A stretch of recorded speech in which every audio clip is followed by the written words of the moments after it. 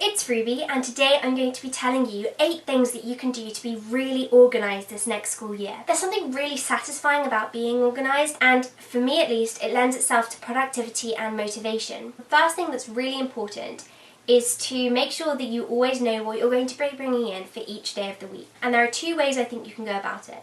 The first one is the way that I use myself. What I recommend doing is colour coding your Monday, Tuesday, Wednesday, Thursday, Friday. And I have done this with washi tape. For all of the books and stationery supplies and folders you are going to need to bring in on Monday, you wrap some washi tape around it, you put it on the spine of the book, and then it's really easy to see what things you need to bring in. This is going to be especially useful when you are in a rush. You can just look for the lilac tape and pull out all of these things and put them in your school bag, and you know that you've got everything. The second thing you can do is use a set of drawers.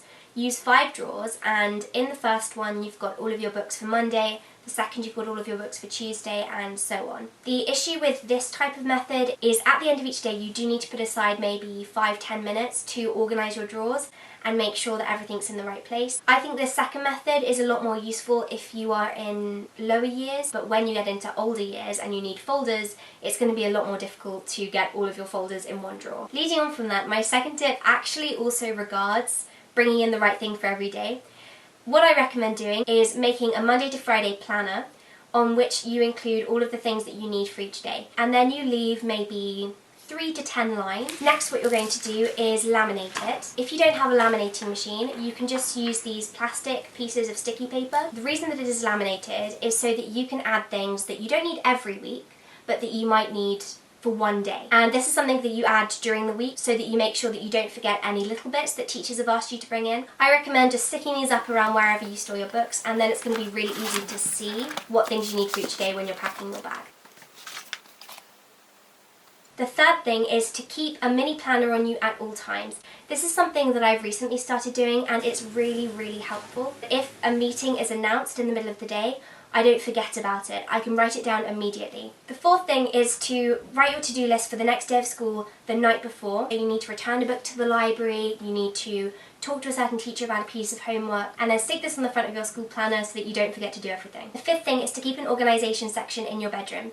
This is something that I'm going to be doing this year. I've taken the wall on the outside of my wardrobe and filled it with lots of planning sheets. This is just good for making sure that you keep on top of everything and that everything gets done. The sixth thing is to keep a spare pencil case in your bag. If you leave your pencil case at home, it is a real nightmare because you have no stationery and it's really difficult to write your notes. I've forgotten my pencil case!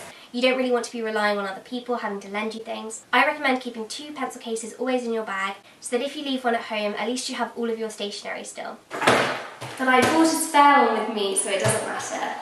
Plus, this is really useful if anyone wants to borrow anything. Number 7 leads on from this. Keep everything that you could possibly need in your school bag. Keeping hand cream and lip balm and hand sanitizer. I make a list of anything I could possibly need during the school day, and I pack everything. My 8th tip is to keep a memo board of some kind. I don't actually have a cork board in my room, but what I like to do is write little sticky notes and then put them above my desk. So you write these the night before, and then every morning you can just go and have a look and see what you need to be doing. Sticky notes. A sticky note above your bed is really important because I guarantee you, as you're falling asleep, you're going to think of something really important, and if you don't write it down, you're going to forget it. Above my desk, I also keep a Nordic Nights paper chase post-it planner, and this is again just really great for jotting things down when I think of them. So thank you so much for watching. I hope that you enjoyed this video, and I hope that it is going to be helpful in getting you organised for the next year. Organisation really is the best form of motivation, and so if you can be organised, you will do better in your schoolwork and you are going to be more productive. Another thing you could use is my study planner, which has been released on my website pumpkinproductivity.co.uk. I always make study planners for myself when I do work,